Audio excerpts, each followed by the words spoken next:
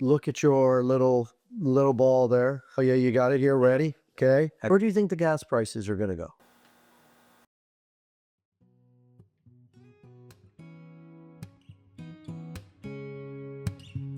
Hi, I'm Tim Somerville, And I'm Michael Dempsey, and we are.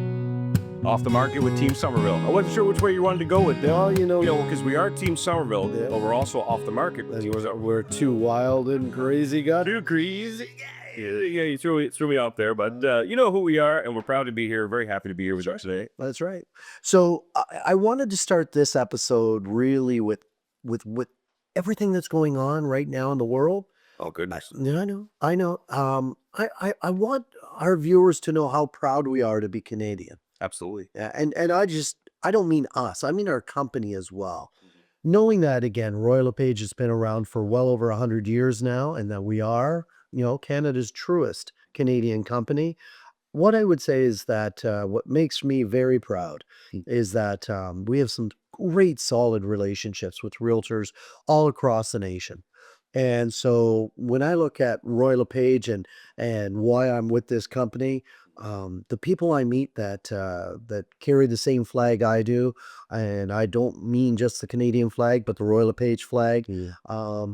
I've seen so many genuine, hardworking, well-respected realtors that are well acknowledged in their communities that it really makes me feel proud to say that I am, and you are, and we are with Royal LePage. Absolutely. I think a lot of people don't understand that all these other, not knocking them, these other companies are U.S. based. They go to their conferences in the U.S., and I just feel like they're just a number. So we belong to set companies. Yeah. We're just a number to them. Well, Whereas the CEO yeah. knows you by name, No, knows me by so first correct. name. We were just Dude, at our He was at our conference, East Coast Conference, Halifax. and it's not like, hey, buddy, how you doing? It's He walks up to you, hey, Michael, Yeah. how's the market been? How are you been? How's the family? That's right. He has 20,000 plus Yes. realtors. Yes. He calls you by your name. Yeah. And not only that, it's the communication that you do have with him that you feel is again genuine. And again, when you see that, it just really makes you understand what this brand actually carries with the name. And it's fantastic. And you hinted at the referral network. When we have these conferences and things like that, we make the connection, across the different provinces. And so it's like if somebody was to say, hey, Tim, Oh yeah. the family is, got a good gig going out in Calgary now. That's right. You got any friends out there? And boom, he's got several options off the top of his head. The problem is which one does he pick? Oh, I agree. I agree. So I wanted to start this episode just saying that again, with everything that's going on, sometimes again, when we go to the grocery store now, we're actually looking at the product. Where is it produced? What's in it, of course, and so forth.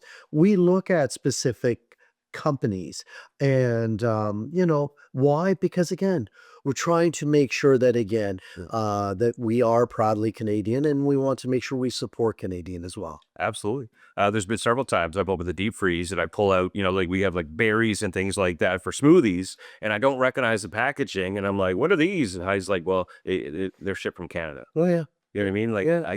we never really focused on that before. It was like, oh, this is on sale. You know the drill. But, we're really consumer conscious these days, right? That's right. Like I said, proud to be Canadian. I do have Canada tattooed on my chest.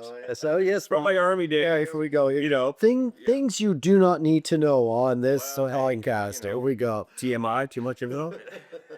So let's jump right into some real estate. Okay. This time of year, a little slower because again, we have that maritime winter happening where again it's snow, it's cold, it's snow, it's rain. It's rain, it's hail, it's hail, but freezing rain. Yeah, we have a little bit of everything.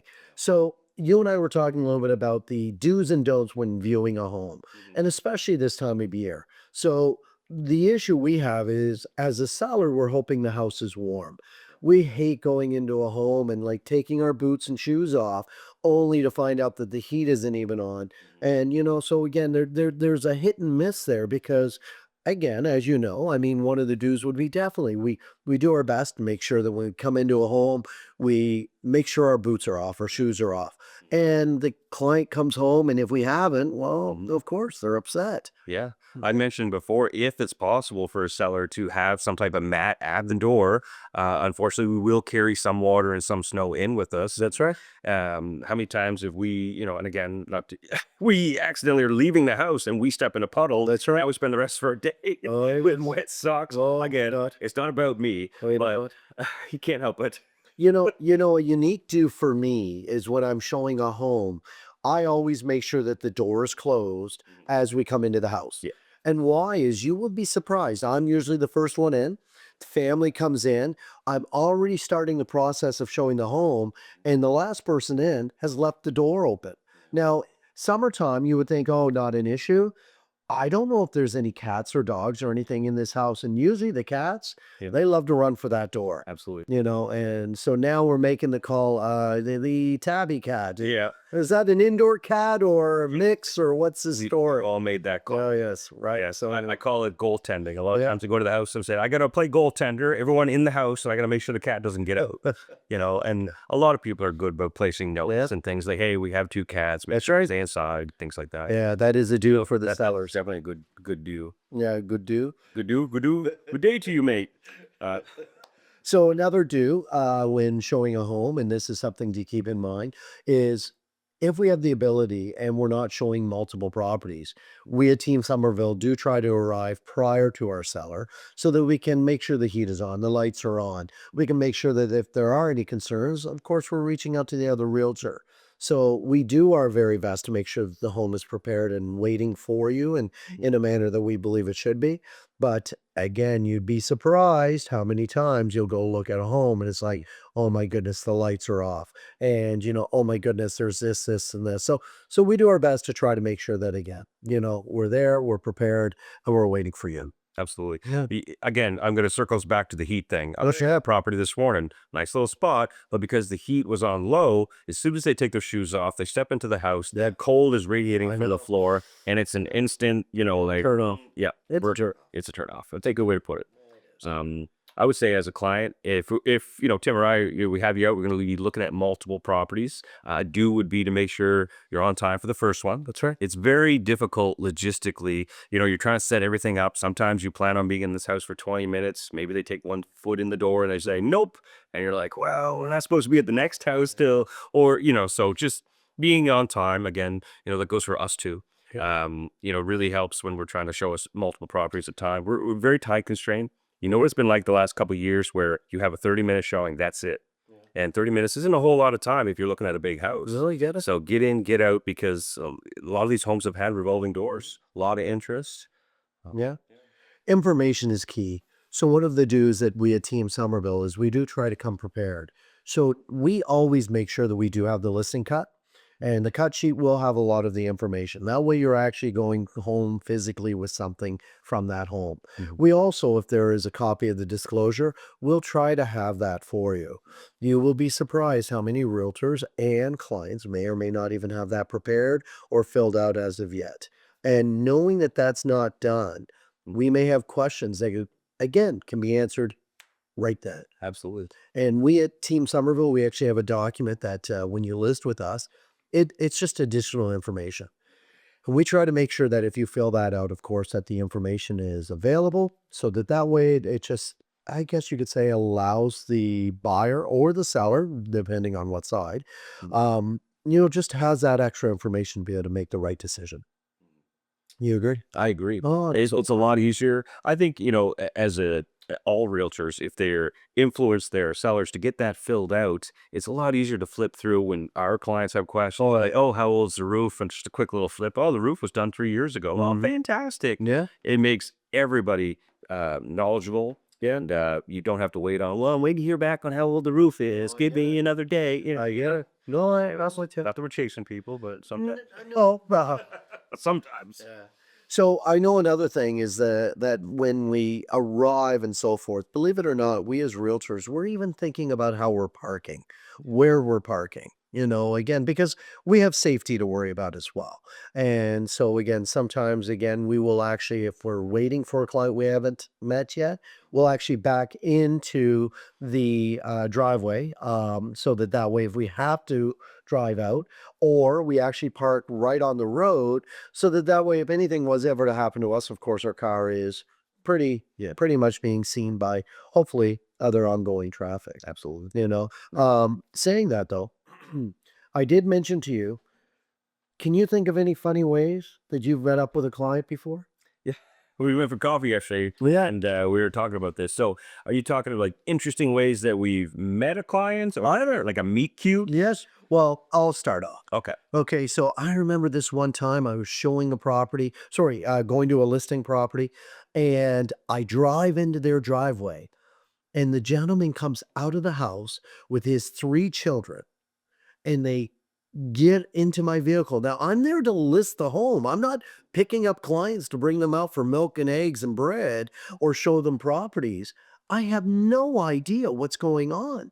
And before I know it, this gentleman's putting the children in the back seat of my car. I don't have 3, car seats, and these are young children. And I'm like, okay. He gets into the front seat. Now, my car was somewhat clean that day because usually, our front seat's our office, as you say. Yeah, our passenger seat is definitely our office. We've got our paperwork. We've got measuring devices. Yeah, We probably have a candy wrapper. of course. And well, who knows what else? Yeah. But fortunate enough, it was fairly clean.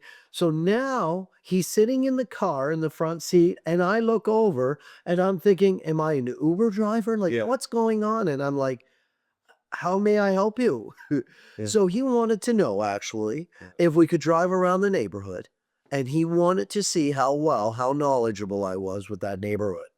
Now, for me in that area, it was no problem. I'm like, this home I know sold for this much. I've been in this home. I actually listed this home and sold it, blah, blah, blah, blah, blah. And, about 8 to 10 minutes and being in the car with, children. And the children were great, quiet. I don't know if they were used to this kind of activity, but anyway, they were good. And we get back to the house. And then, of course, I do my full spiel. I do the listing appointment, and we did. We listed it. We sold it. He ended up recommending his brother to me about a year afterwards. So I did something right, but it was a very unique way of meeting a client. That's the definition of getting caught with your pants down almost. Uh, But luckily, you're prepared. You had Prepared. years of experience in the neighborhood. Not at that time. You probably so well. Anyway, it pays to be knowledgeable, and we joke around before like I'm the numbers guy, you're the fly by the seat by the fly by the seat of your pants, but you're actually very deeply rooted in numbers as well. Well, and it's very important that the communication that we as realtors have with our buyers, because another example was somebody was coming in, had not told me that they were not getting a car rental, Yeah. did not tell me anything, knew the address for the first one. We went through the whole process on making sure that we had multiple properties for them to see. I think I had 8 or 9 for them to view. And so I arrived, and he was standing by the property, and I introduced myself, and we go in. And when we were finished, I said, okay, well, I'll meet you at the next one. This is the address. And the words out of his mouth were, well, I didn't come with a vehicle. And it surprises me because we did, early in my career, we did that extra. We were definitely part taxi driver, part realtor. And then that started to change, and COVID really Instantly. changed the scenario.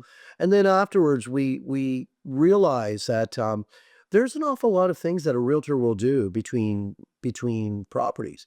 For us, it's mandatory, and all realtors on Team Somerville understands this. Yeah. What do we do immediately after showing? We call the listing agent. Yeah, and what do we do? Provide feedback. Yes. And sometimes that feedback's not the greatest. Yeah. And to have that person in the car, you can't really. We really can't do that. So I would say like I would prolong giving the feedback almost to the point where what if I accidentally forgot to give That's the right. feedback? Yeah. And we don't want to do that.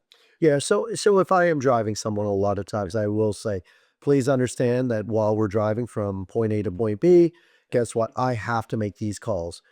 Again, it's one thing that I pride myself on. Mhm. And why is because the majority of the realtors out there, they don't. Yeah. And I've been in, in the hot seat a couple of times where, or I say hot seat, I mean his passenger seat, where we could leave and he calls the office because he thought of something. And it's just completely random, but he knows it has to be actioned and boom. And so to have someone in your vehicle and you're discussing matters that have nothing that pertains to them, it's just awkward. Again, like you said with the COVID thing, we started thinking more and more about the liabilities. I mean, what if somebody rear-ended us? We're okay, but there's just a lot of things that kind of worry me. So again, personally, I would prefer to meet you at each location. Oh, 100%. Yeah. But again, it doesn't mean that we wouldn't, Yeah. but at the end of the day, again, you'd be surprised how much we are doing in between, behind the scenes. Yeah. So a little bit off the market for you. Football's going on right now, as you know, and again, my team just lost. But you know what? I don't know if I was more devastated on the loss or more devastated on the coach being fired. And so, what I couldn't get over is I've been watching the record of this team over the last few years, and they've done very well. Just haven't won the big game, and they're famous for it. Years ago they went to Super Bowl 4 years in a row and lost all 4 years. And if you don't know the team I'm talking about, that's good, because there's been a lot of heartache in my time with this team. There's a lot of fans still crying into their pillows right now. Yeah. But what I couldn't get over is really, day after they lose, the coach is fired. Mm. And what gets me is the fact that we have a level that is expected from us, and for realtors, our levels are, if we don't sell your home, there is a big chance you could go somewhere else. And we could try hard, we could work very hard for you, and we could spend a lot of money on promoting and marketing and so forth. But what we know is that our team that we have is a very well organized, well run team, and nothing's ever perfect. You and I said that yesterday about perfection. We always strive for it, but we can never believe that we have ever hit perfection, because even if you've done something to that point, there's always room for improvement. Always room for improvement. Right. So to this scenario where the coach gets fired, if I was any other team in the NFL, I'd be trying to hire him ASAP. Why? Because not just because of his record, but his passion and the way he was with the team and the players, I felt from what I could see, was very admirable. And so we're one of those careers that, again, we do a lot of good things, but believe it or not, there are times that, again, we just won't satisfy people to where they are, well, satisfied. And like you said, it's troubling with using the football analogy or the realtor analogy. If when they hire the new coach or they hire a new realtor, in football, they could run the same plays. They could get lucky on a couple of those plays, and next thing you know, they're praising the coach. Well, the coach does a hell of a job. Don't get me wrong. Yeah. But I mean, you got to rely on your players as Oh, 100%. So in our line of work, when you do hire a realtor and we've done all the legwork, and out of nowhere a new buyer just enters the market and they look like Jesus. I know. You know what I mean? Like walking on water, they're the greatest thing ever. And it's like, well, But to your point, yeah. you have to understand that that playing field sometimes changes. And for us, the playing field is usually price. So again, a lot of times we'll work very hard to sell a home at a certain price, and the market's just not there. And so for a while there, the market was moving at such a peak that we knew that no matter what we priced it at, chances are that the market was coming up to that point at some point soon. Absolutely. Now, where we've somewhat plateaued, the problem is that you have more or less almost like a railway tie, where you may be going in the same direction, but you never cross. And so it's hard because, again, at the end of the day, you could be that close to selling your home, and it could be just a small adjustment in price or a small adjustment with the listing. And that's where, again, I mean, back to teamwork and so forth. Our team in particular, we do our best to be watching these because, again, at some point, yes, it's nice to be going in the same direction, but we want you to be able to sell under the direction, of course, of us, your realtor and your team. Absolutely. Yeah, that's good. So, other than that, when we talk about real estate, one thing I did mention to you earlier is that there are many stressful things about real estate, right? You ain't gonna tell me. Yeah. You know who I work for? Yeah. Okay. Yeah, there we go. So, a couple years ago, they brought in what's called a stress test. Yes. Now, Michael, do you mind sharing with us a little bit, what the stress test does? Sure. So it allows the buyer to. So let's say the interest rate is 4%. Well, the stress test is actually going to stress you at a 6%, and so it's basically the bank's looking at you saying if the interest rates were to change, and 2% is a fair amount Yes. in a short period of time, you can still be able to afford your home without losing your shirt. Okay, but what's important is that you just have to be approved at that stress test. They will still be providing you the 4% interest rate. Oh yes. Yes. So right now the stress test is approximately 5.25. And so again, it's been asked to me a couple times as of late, do you think the interest rates are going to come down? My wife and I were at volleyball yesterday, and we always get the infamous question, what's the market like? What's the interest rates like? Blah, blah, blah, blah, blah. And I'd mentioned to them, guess what? The interest rates are pretty good. They're hovering near 4%. And then I had to explain how, at one point right after COVID, they skyrocketed to 6. And prior to that, they were as low as 2. There's too much volatility there. Yes. And 1 or 2%, especially in today's market, can definitely deter either buyers from, of course, coming into the market, or when sellers are looking at potentially selling, they know that again, if the interest rates are going to be higher than what they've already or what they already have, again, that could really affect their buyer. Sorry, the buying process for them. Absolutely. And like when we were at the conference, that our CEO of Royal LePage Canada had mentioned, there were a lot of rumors that with these interest rates spiking, that, oh my dear goodness, I'm going to lose my house. I'm going to lose my house. Everyone was losing. It could be the furthest from the truth because of these stress tests that were in place. It was a fraction, like 0.00 whatever percent of people actually went into default. That's right. During several years. Yeah. So it's peanuts. Yeah. So that's why these stress tests are put in place. I'm sure you've heard horror stories of our partner down south. And again, we won't talk about all the horrors down there, but they don't have certain things in place like we do. Right? And so a lot of people have fallen victim to losing their homes and Well, to say that down south right now, they have what's called their 401k. It's somewhat like our RSP situation, scenario here in Canada. So they are finally looking at processes to allow them to borrow on their 401k to go towards purchasing a home. Well, Canada, of course, has different processes and different ways that you can borrow on your RSPs and be tax exempt. Now, yes, that comes into being a first-time home buyer or not owning a home within the last few years and so forth. But what's important is to know that there are different systems in place to help people with the buying process. couldn't agree more. Yeah, 100%. Like you said, first time home buyers, borrowing from your RSP, it's kind of like a payment plan. You have X amount of time to put those funds back into your RSP. A lot of great options if you're a little tight on cash right now. Okay. So I'm going to throw something out to you. What's that? Okay. All there. Okay. And let me know. Yeah, you got it here ready. Okay. I see blue. Do you see blue? Oh, that's a name brand. Okay. I want to ask you off the cuff. Okay. Where do you think the gas prices are going to go? Honestly? Yeah, like right now we're at about $1.32. Of course, it was near $1.50 for a while. In fact, at one point, we won't even go to where it was. Do you think it's going to go down a little bit more, or do you think I think it's going to come down slightly. Okay? But I think we're going to be pretty steady. Yeah. And since you mentioned that, we were talking about interest rates real quick. Yeah. The chief economists in Canada are estimating that our interest rates will pretty much be steady in 2026. Yeah. And there's a slight chance that it might go up a little bit 2027. Okay. So now's the time to buy. Yeah. But let's circle back to the gas. Okay. Okay. So I don't know. I feel like it might come down slightly. Okay. And that's only because of, some U.S. Things that's going on. I think we might have some access to a few extra millions of barrels. I don't know. You follow it very closely. Yeah.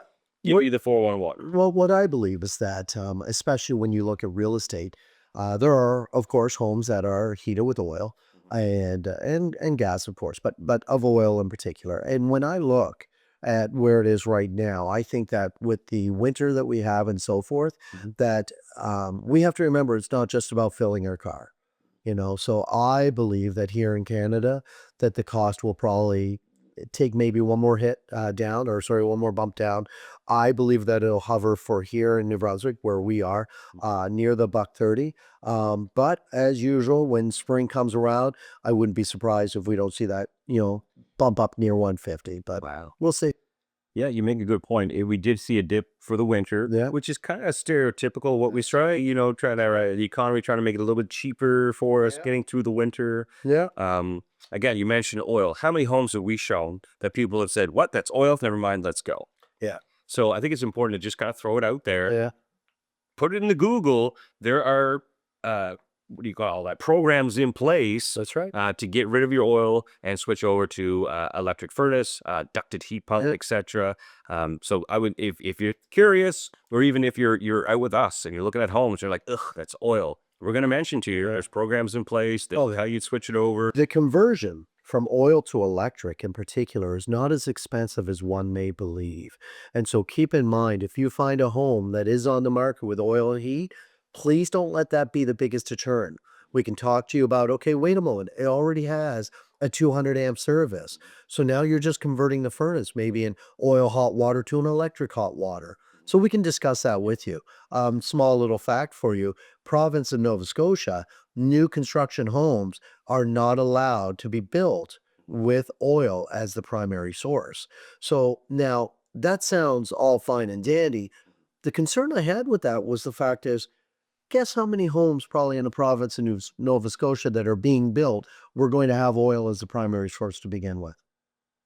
Zero. Very small, very small. So yes, they're putting things in place, but I think that again, when we look at music for the masses, there's still more we have to do when we look at, of course, ways of, increasing the efficiency of your home and making sure that again, you, the consumer, satisfied with what the government is providing us as options. I was going to say the same. And it's important to work with somebody that can help you work through your options. That's right. And we'd love to have that conversation, not only on that and on where real estate is and where it's going. And for this podcast, I think we should wrap this one up by saying thank you very much for listening and watching us here. And from Off the Market, Michael. With Team Somerville, Yeah.